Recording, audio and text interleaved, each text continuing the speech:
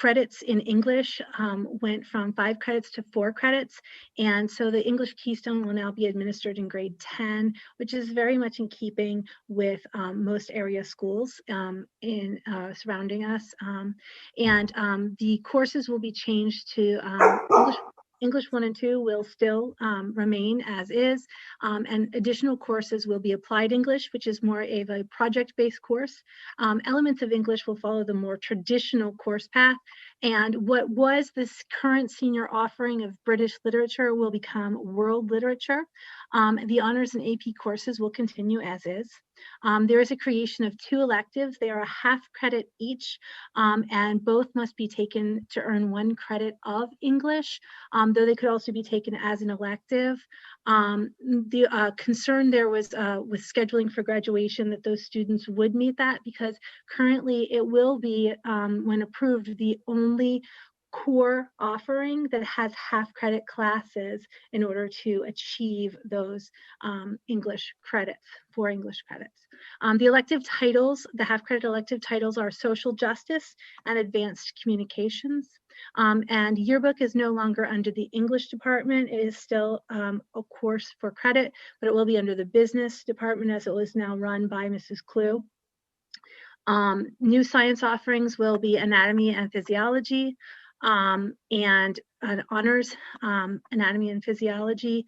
There was a concern raised that the district STEM focus, with only 3 credits of science requiring for graduation, should be something we examine. There will be a reorder of social studies offerings. American History 2 will be moved to freshman year. I asked this question because I wanted to make sure it was American History 2 and not American History 1, and it's not. It's American History 2. However, the last time students receive American History is grade 6. So that will be up in the curriculum cycle. Social studies will come before science, and that's definitely an area that needs to be addressed in its flow. That's pretty much an overview of the course guide as a whole. I know there were some other pieces in there that you had with your information that you received from Mr. Hain as well. Another point, the next item at the meeting was diversity, equity, and inclusion, and that was presented and updated by our consultant, Dr. Amber Sessoms. She shared that the information for equity, diversity, equity, and inclusion will be linked on the website, and offered a preview to show us elements of this, a link to the Pennsylvania Department of Education, a link to the Equity Hub, and then terms and vocabulary to meet the team, or terms and vocabulary, meet the team, and then equity audit results. And then she also reported that the team will focus on academic diversity for the remainder of this year.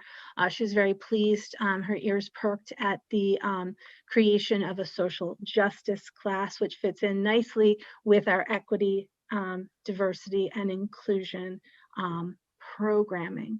And then 2 other points that were during the curriculum committee meeting: K-8 math textbook recommendations. Only K-5 was brought forward, as Mel had reported, and that program is in Vision Math.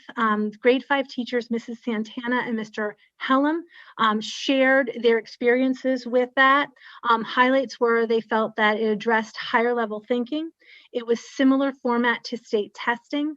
It had solve and share activities for activating lessons that matched lesson planning, fully aligned with the Pennsylvania state standards, had excellent student engagement, and a nice bonus, particularly for this year, was that the math program was an easy transition to remote learning. So they felt that the transition from going to being at school to remote was very smooth with this program.